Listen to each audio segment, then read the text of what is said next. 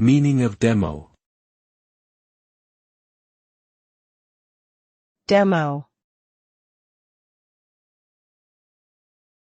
Demo. Demo.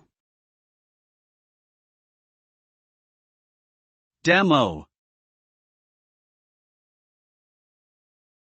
Demo is short for demonstration, which refers to a presentation of a product, service, or idea meant to showcase its features, benefits, or capabilities.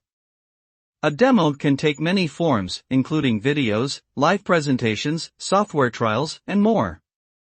The purpose of a demo is to provide potential customers or investors with a clear understanding of what the product or service can do and how it can benefit them.